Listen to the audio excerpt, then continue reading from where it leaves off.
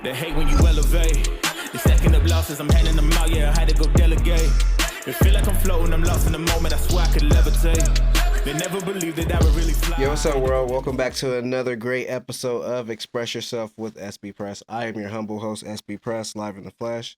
I want to say thank you guys again for always tuning in, always showing some love and support. Don't forget to hit that like and subscribe button and leave a comment down below or get in the DMs. I respond. I see everything. But also want to thank my sponsors, King Vision, rocking it right now. Shoe Pugs, as well as Self Love. Got some merch on the way, so don't worry about that. But also got some more sponsors on the way as well. Free Few, we got that coming with some stuff as well. So yeah, just bear with me and bear with them because very high in demand, very high in demand. But I always kick this off with the expression of the episode. My expression of this episode is trust. I want everybody to understand that you have to trust the process in order for it to make its way to you. Hell yeah. It comes to you if you really have full divine trust in what you're doing. It's that divine part though. Mm-hmm.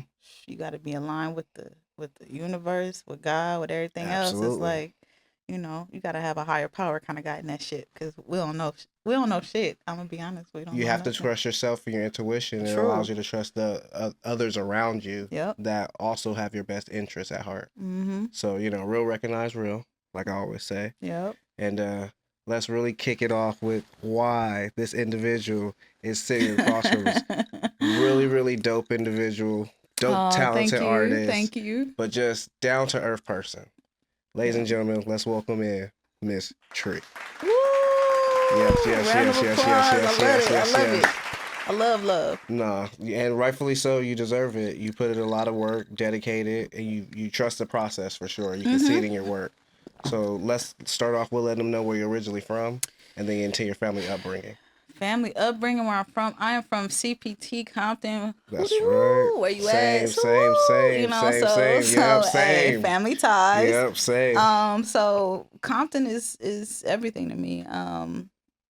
I grew up in Compton when Compton wasn't the safest place, but Compton has really developed over the years, and I feel like it's one of the best cities in Southern California, if you're being honest. My mama still live there. So it's like going back now versus, back when I was younger, I couldn't necessarily walk to the liquor store without, fear of whatever. But it's like nowadays it's, a lot of things have calmed down. I was lucky enough to live within a 5-minute walk of all of my cousins. So, we all kicking it in that, in the neighborhood and going to each other's houses and my aunties and my uncles. So a lot of my family is in Compton. So I was been blessed to have been born and raised there, and it's home. So, we rep that all day, every day. Your home is my home because my home is the same home. What street you live on, nigga? Well, I grew up in the D's in Douglas Apartments. Okay. So I went to Rosecrans Elementary. Okay. I went to Davis. I went to McNair. Okay. Tied around some of the same time. Right across the street from Centennial. Yeah. So I'm off 139th. So, we right over. I was on Rosecrans and Cover. Okay, you down the way a little bit. I'm on Rosecrans and Central. Okay, right by the Thames. As you can see, those are my cross streets over there for exactly. the other show. Rosecrans and Central. That's my cross street. Yeah, so, so, synergy, alignment. Absolutely. It's what it needs to be. Absolutely. And I'm again, thank you for having this happen. Thank you for the persistent and the consistency from your teammates. That's a lot of trust. I definitely want to give a big shout out to someone that's behind the scenes right now. Hey, right. Mr. Michael Manchester. Behind the scenes the right GOAT, now. But thank you, God. big bro. Thank you, big bro. And we gonna get you in this chair next. Hell so, yeah. Everything is divine, but going back into you and your artistry and your talent, who would you say were the first inspiration of sound that was in your household growing up as a kid? Oh man, I gotta give a big shout out to Father Henry, which is my father. I call my parents Father Henry and Mother Lisa because they was strict as a mug, and I felt like they were nuns and priests, and I had to be in alignment with everything that is. But honestly, it made me who I am. My dad is a musician by heart, percussionist, went to Lock High. So he was in the band, all city, all type of stuff. So he really instilled in me the foundations of music. So, I had to learn how to harmonize. I had to learn how the difference between singing background and singing lead.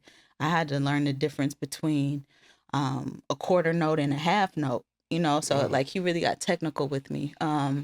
So it was a lot of pressure when I was younger. I'm gonna honestly say it kind of stifled me because it was like being in a household where at any given moment he gonna request the harmony from you, sing this with me or sing that or and it's like you got to execute at a high level. It's like there's a pressure to like be perfect, and it's like I would say for a long time I was like so caught up in trying to be perfect that I wasn't allowing my creativity to like spread its wings and like do its thing. So it's like as I got older, as I went off to college, I went to Boise, Idaho for 7 years and got away from Compton for a little bit. Got away a little bit, and that's when it really like I was able to like find my creativity.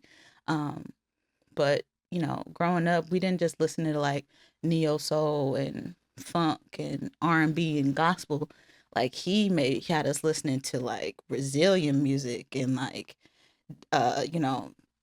samba and all these other different type of music with different percussion instruments. So I really understand the essence of rhythm and how percussions not only just add rhythm, but depending on what you're playing, steel drums, if you're playing the African drums, it's going to have a certain tone to it as well. So it's like you get so much depth and understanding with experiencing other types of music outside of just typical black music. But yeah, I think that was probably like my biggest base of like how I was able to develop musically is Father Henry. Shout out to him. Hey Dad, I love you. Big shout out. Big shout out. I love him dearly. But yeah, you talked about technicality and music and stuff. Do you feel like music is lacking that today with what the artists are presenting? I would say I'm gonna be graceful with this. I would say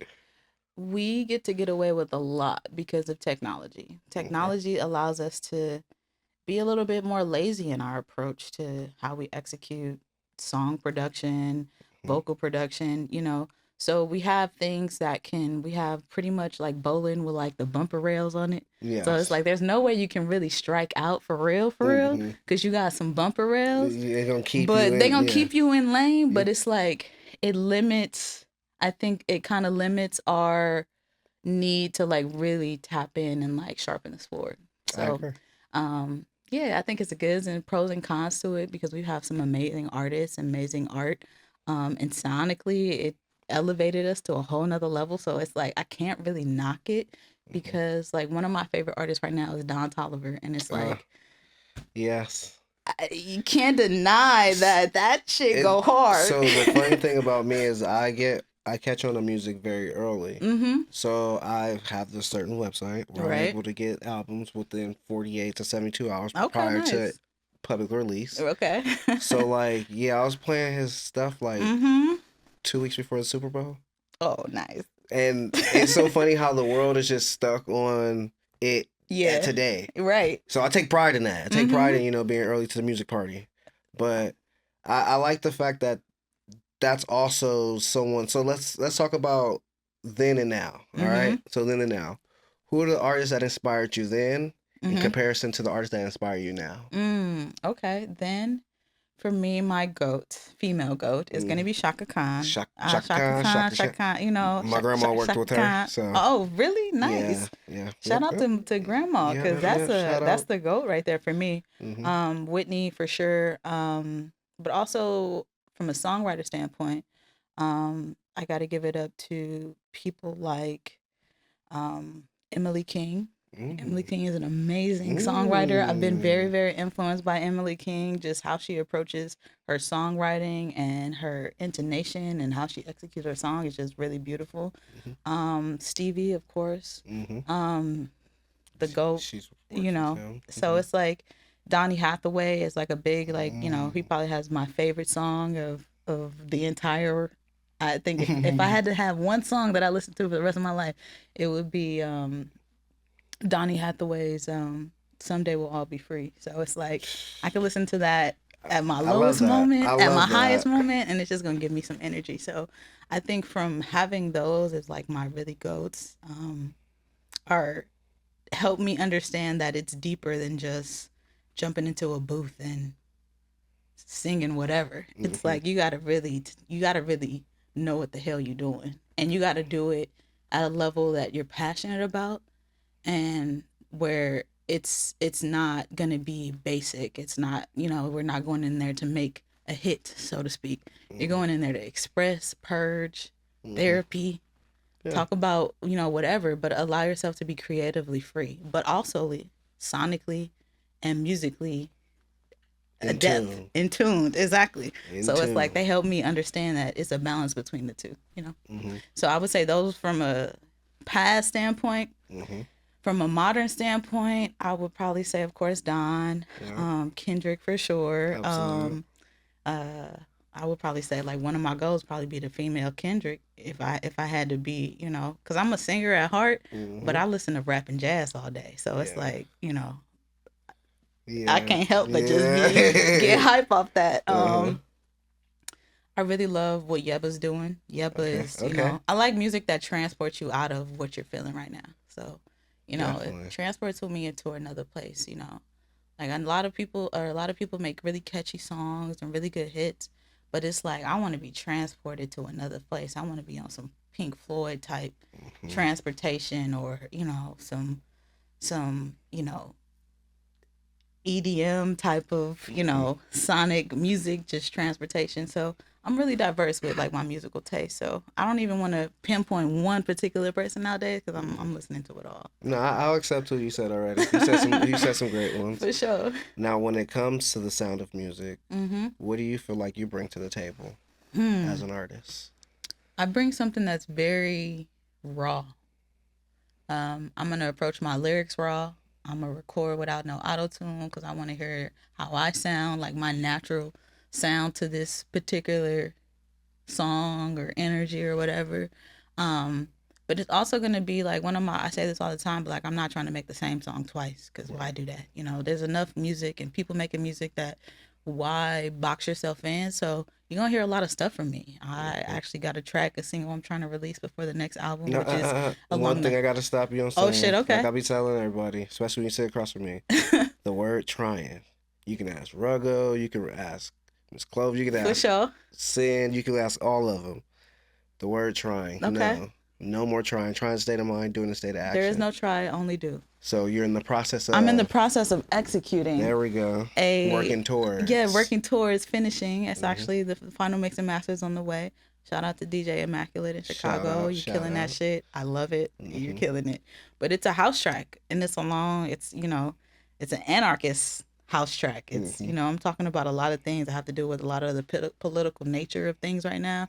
So it's like, I want to do house. I want to do EDM. I'm a rap. I'm a sing. I'm gonna do folk. I'm in my folk phase. I've been telling people I'm a folk singer because it's really true. I think my approach to music is very folkish. Okay. I'm not necessarily trying to like out sing nobody. I'm just trying to sing to you to where you feel it, or at least to where I feel it, and hopefully you feel it. But I'm just kind of come from a natural state. Like that's why Tr.eeh was like a good name for me, because it represented exactly vocally what I wanted to do. I wanted to come very natural, very organic, but very resilient, very adaptable, very chameleon like. Okay, I like that. So going into your artistry and everything, what would you say is your ways that you keep your pen and your mind sharp? Oh, that's a great question. Read and experience life. I think one of my goals was never to live like a this larger than life lifestyle and just be above it all. Like I wanted to be among the people. Like I wanted to experience life. I wanted to experience heartbreak and all the things that life come with. And I think that's how you develop the stories and the words, and like it's not being in this bubble of elitism or oh, I'm at this level, so I need to have this certain lifestyle. Nah, I kind of I want to work that 9 to 5, which I am. I want to, be struggling. I want to be, it's not that I want to be, but it's like, I know that the heart and soul of my music is going to come from that struggle. It's going to come from me battling through whatever life throws at me. So I want to experience life. I don't want to just have this, You know, I do want the bigger things in life, but I think that's gonna come. You know, that's gonna come eventually. But I want to experience life so that I can express it. And I think when you box yourself out, or, you know, limit yourself to what you experience and who you're around, and, you know, what you consider worthy of yourself. Like, I'm worthy of the bum too. You know, I'm worthy of the person struggling, you know, to get off of addiction. Like, you know, like nobody's bigger than anything. And there's nothing new under the sun. So it's like that entitlement, you gotta dead that. And just in my opinion. So No, I'm I trying to leave the second that. opposite of that. I second that opinion. I feel like people need to be less entitled so then they can actually get to know other people outside themselves, and then they're capable of really experiencing what life is about. Exactly. And the stories and the songs get better. You Mm-hmm. know, you got more context, you know. Shake that ass and pop that lean gets old. You Yeah, I know. mean, there's We only want to so hear a much little you can go something, you know, through. there's so much dark shit and rough shit going on in the world. People need more than, you know, shake that ass, bitch.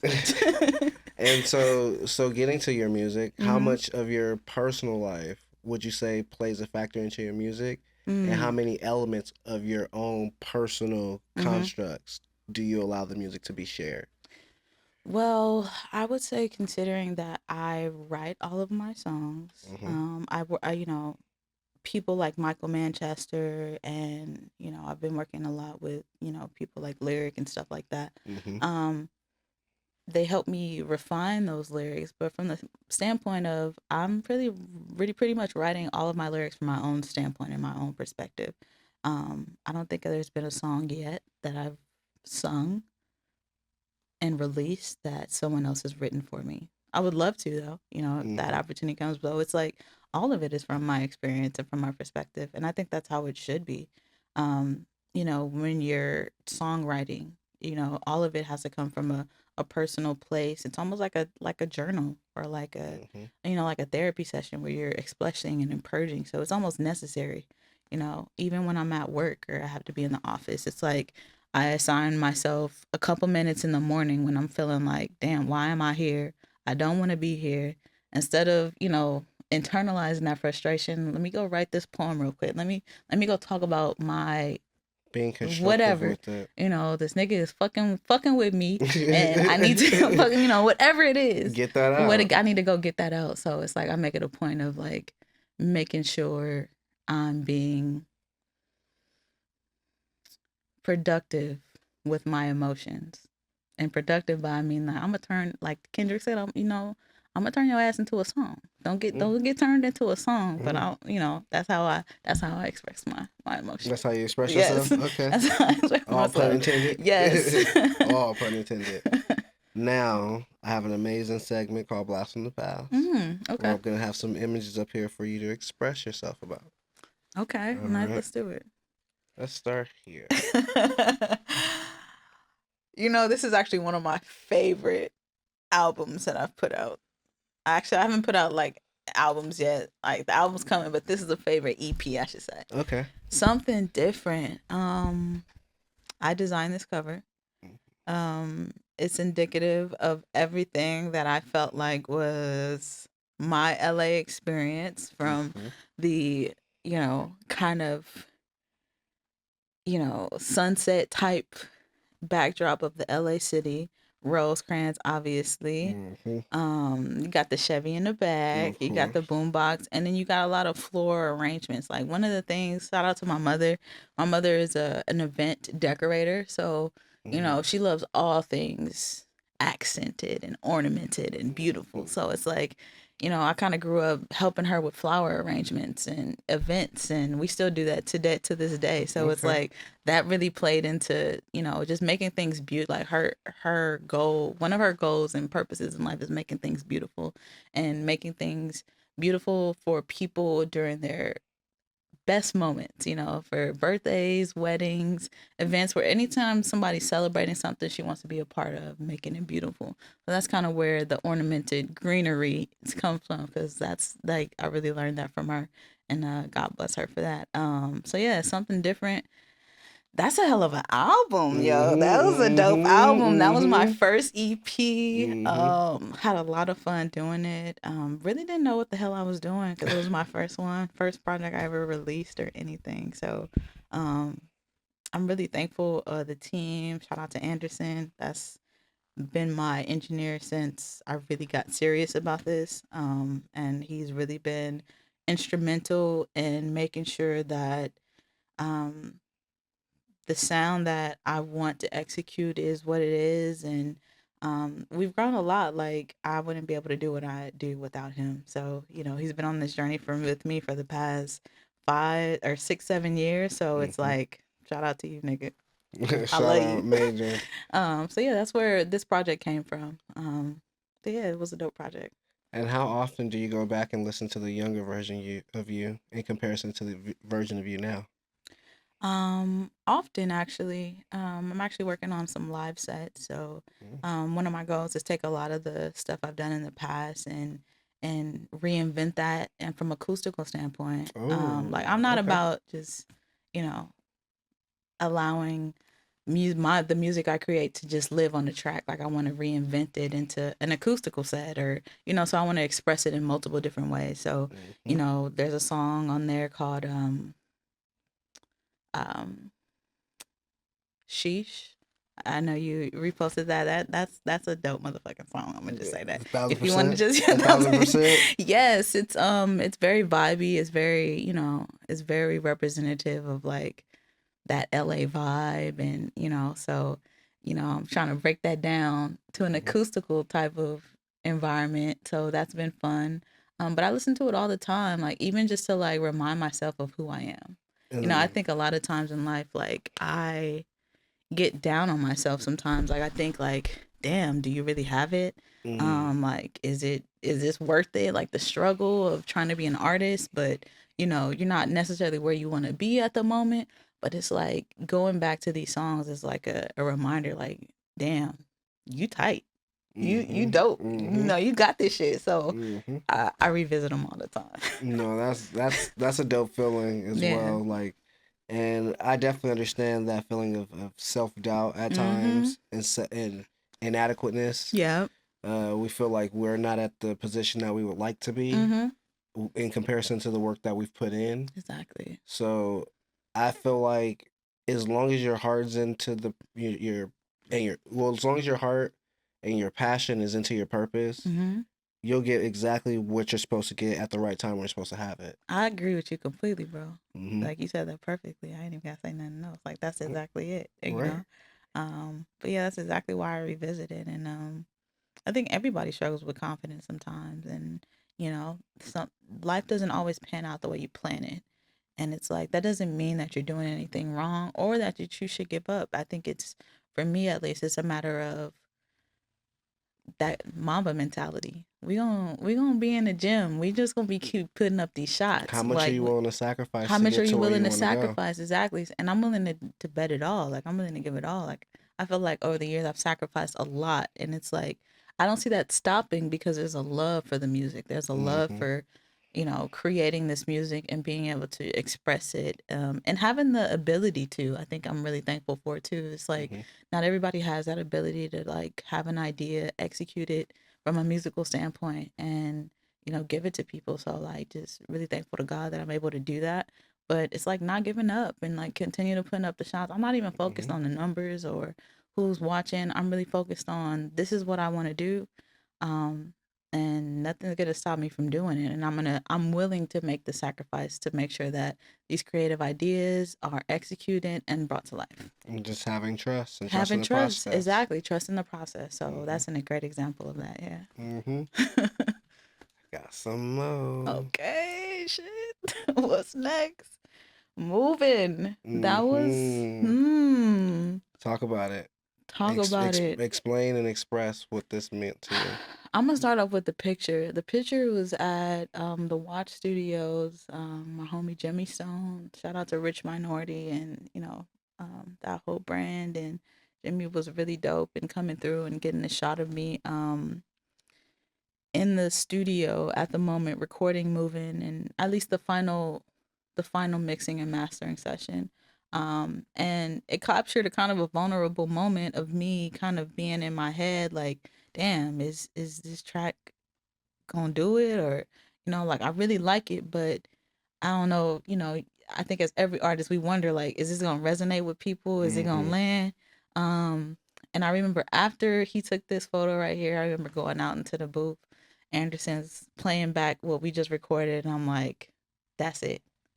I don't need to do no more. You felt it. Like I've done everything I can. I've been as perfect as I've tried to be. And, with all the errors and everything like this, moving was pretty much a mantra and a chant to myself to like keep progressing. Like, so, you talked about revisiting songs. This is when I get back to a lot because it's like, keep moving. Like,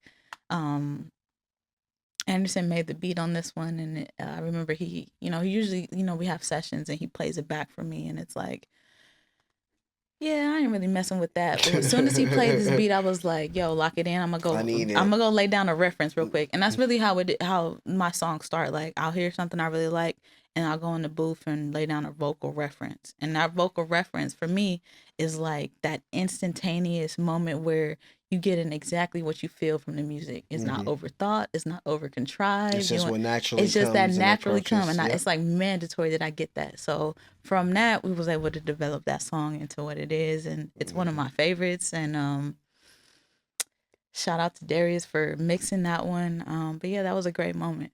Great single. Yeah, heck yeah. But wait, there's more. But wait, oh shit, what's next?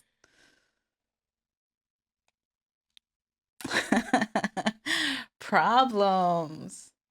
Think I need a motherfucking life coach. Talk to him. Cause I'm on a fucking edge, man, a tightrope. Talk about how fun it was to make this one. This one was fun because I was doing it with Dooley, who was an amazing artist. And honestly, this song is probably about 4 years old, 3 to 4 years old. Like we tapped in. I'll do some digging. We did.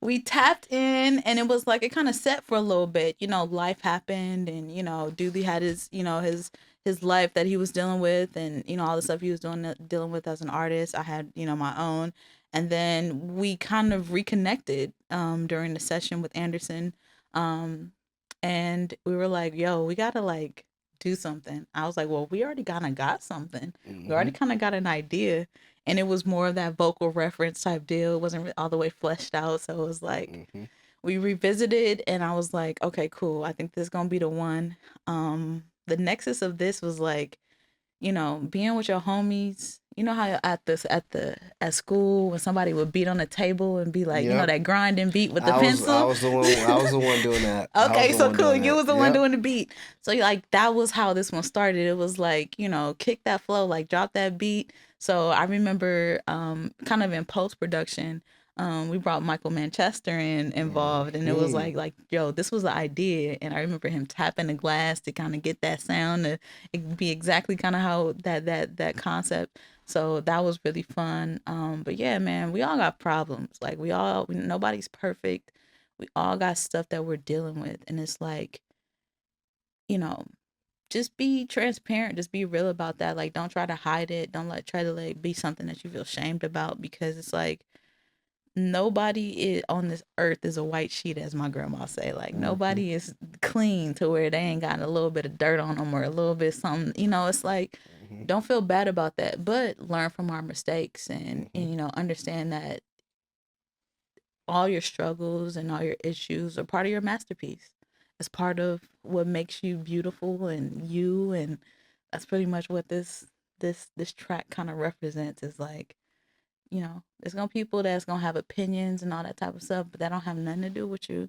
You gotta focus on what you can control, and the fact that all of these are just chisels and chipping away at your sculpture, at your masterpiece, at you as a work of art. So that's kind of where that song kind of came from. But shout out to Dooley, man. That's my nigga. It was cool shooting this video, this album cover. We're just vibing, man. This is low budget. One of the things I liked about this execution, I ain't have to pay nobody to like do no videography or photography. And as an independent artist, when you ain't gotta spend no money, that'd be the best. Like, God Trust is me. good. I know. God is so good. So it's like, one of the things, I'm a photographer, Okay. you know, so over the years I've invested in a lot of dope, expensive, suffice it to say, camera equipment. So it's like I had the camera, and you know, it's just a matter of having the concept and, you know, having something to actually execute along them lines. But yeah, I ain't had to pay nobody. This was a video. I took a still from the video. That's the still, as you can see. You know, my hair flying everywhere, all that type of shit. So it's like, that was easy peasy. I love it. I want to do Natural more in like your that, natural element. in the element, You just- and the emphasis on the not having to pay nobody. Because it gets expensive when you're trying to be creative and like execute at a high level. So you know, No, I definitely understand that. Shout out Yeah. to my photographer team, you know, slapping shots. yeah. Definitely appreciate everything that you've done and will continue to do. We got plenty of work to do. And yeah, I had a meeting today, so yeah, we got much more work. Much more work. That's how it be. It's good, you know. And definitely got one more for Okay.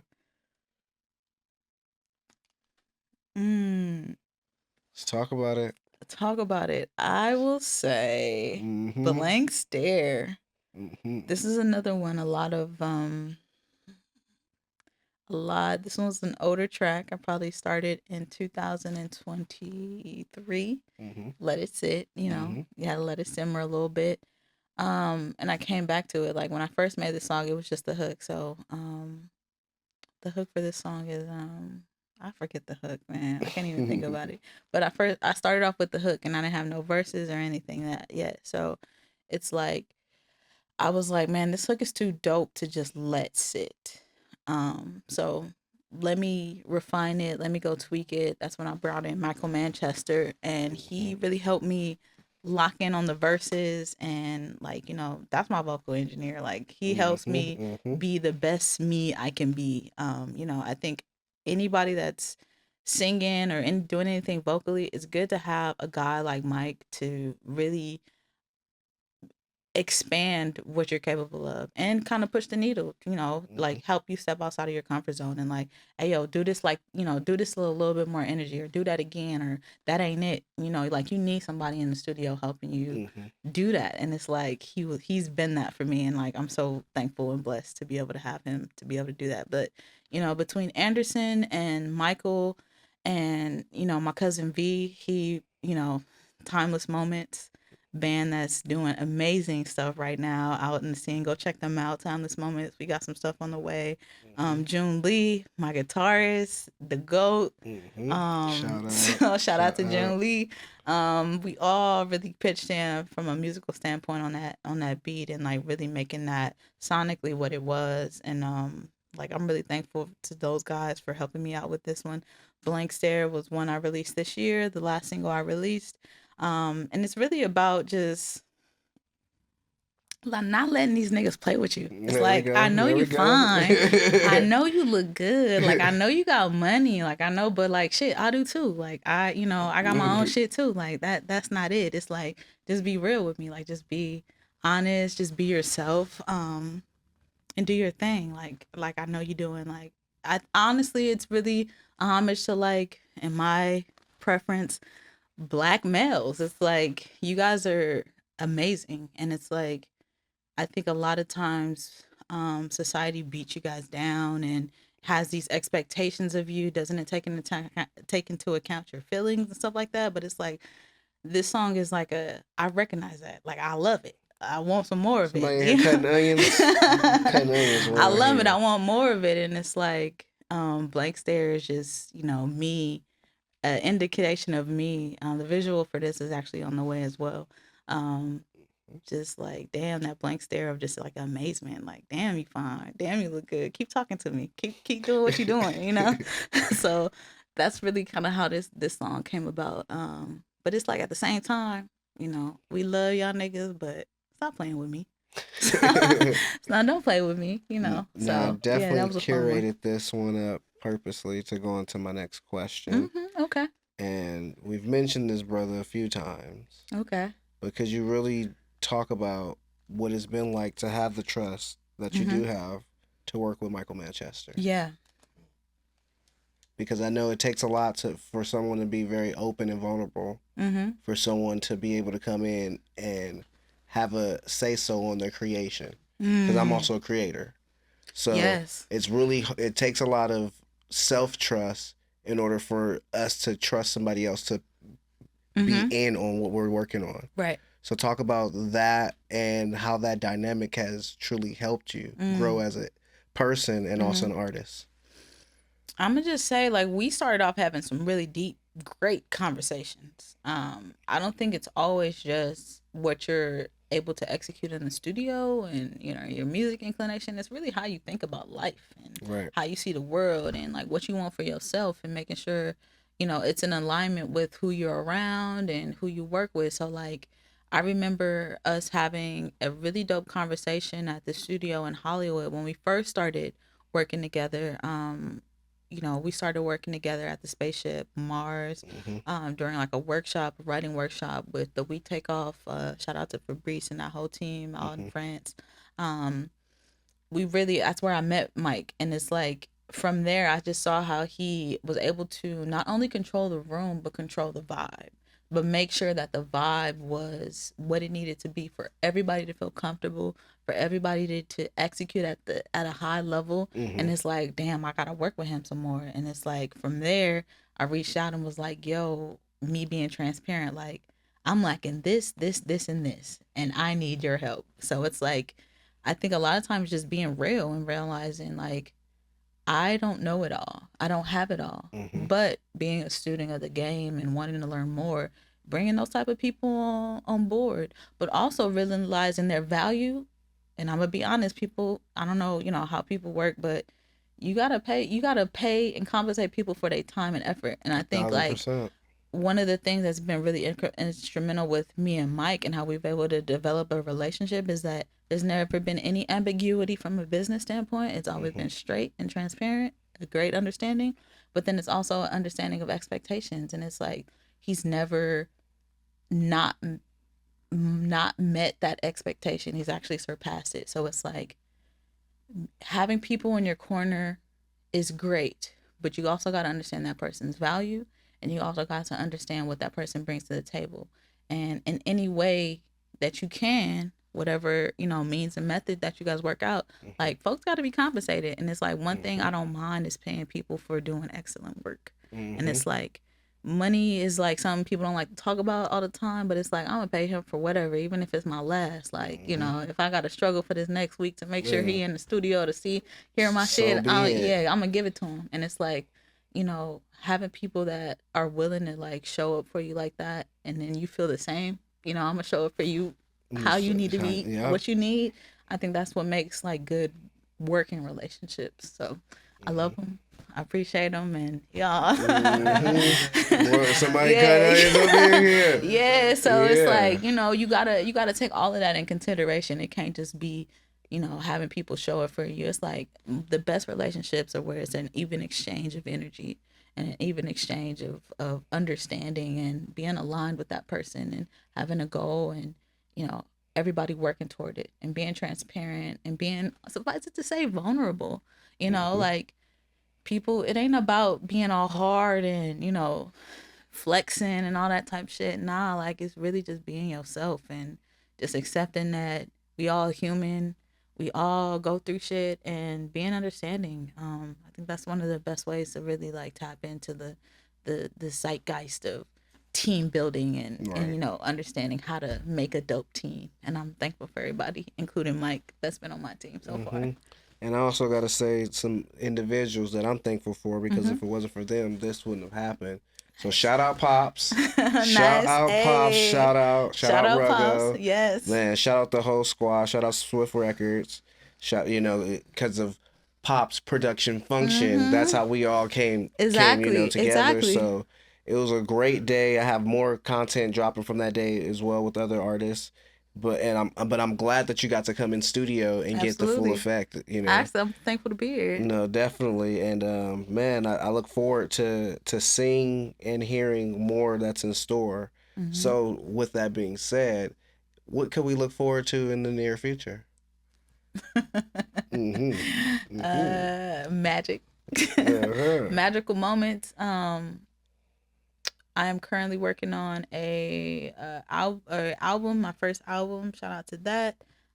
It's called Burn the Hard Drive, and it's been a work in progress, and we're finishing rounding the corner on the final mix and mastering for that. So I'm excited about that. I got a couple singles on the way, got a couple live recordings on the way. Um, yeah, it's I think 2026 is really a year for me turning the corner, from the standpoint of, I got a lot of music. I got a, big catalog that the world hasn't heard about yet. I got Mm-hmm. visuals that are on the way, all that type of stuff. So getting out of my own way, really, truly, and just being like, man, life is short. You getting older, time's ticking. Do this shit. Fuck the fear, and just like let's execute. So, there's a lot of things coming on the way, and I'm really thankful for the team that I've got. Shout out to my creative partner with Treehouse, Keon. I love you, baby. That's my best friend. I'm Mm-hmm. lucky to work with my best friend. Mm-hmm. Executing creative ideas, I couldn't ask for anything more. Um, because it's like it becomes just a fun event that you get able to do, with your homies. So it almost doesn't feel like work. Of course it's work. Of course it's serious. Of course we have high hopes and dreams that we want to, acclaim to, but it's fun. Mm-hmm. So I'm thankful. I'm thankful. And yeah, I'm excited to give everything that I got, all these emotions and ideas and songs, and let me sing to you for a quick second, Mm-hmm. so type shit. So Okay. So we are definitely at the positive period of the podcast okay. where I ask everyone who's sitting across from me Mm-hmm. if you're speaking to a younger version of yourself Hmm. or another individual who needs that moment of help to persevere over their Hmm. self-doubt. Mm-hmm. What would that be? Don't worry what you look like. Don't worry how other people are gonna see you. Don't worry about people's opinions. All of that stuff is fairy dust. It means nothing. It really truly does. I think we put a lot of weight on other people's opinions and stuff like that, but ultimately they're not God. The God is in you. You got everything that you need to be great. Just don't let fear dictate what you do when you do it. Just trust and believe, trust the process, and put up them shots, mama mentality. You Mm-hmm. know, Mm-hmm. Get them shots get up. them shots up, man. Practice, like Mm-hmm. sharpen that sword. Like it's stuff doesn't just come. It's worked for. Like luck is opportunity and preparation meeting, and you are able to capitalize off that moment. So make sure that you prepping, make sure that you Mm-hmm. preparing, make sure that you ready. So Yeah, like my yeah. uncle told me, either plan ahead or plan on failing. You got the So right idea. he told me that my freshman year in high school, and the rest was just history from there. Facts, bro. Facts. History, and don't be afraid to express yourself. Exactly. You know, we're all here for a greater good, so allowing others to know what's going on could actually help you understand what's going on even Mm-hmm. further. Mm-hmm. So I'm very big on, expressing yourself. I Yeah. keep on adding the puns, but Personal is universal. right, each one teach one. Each one teach one. Right, right. See how it's bouncing. I love it. So for all the listeners and viewers, let them know where they can find you and your incredible music. You can find me at treehouse.com, treehhaus.com, treehouse.com. That's got everything. It's got all the tracks, all the latest singles, where you find the next album and singles that are come out. And then you can find me at tr.eeh on Instagram, tr.eeh on TikTok.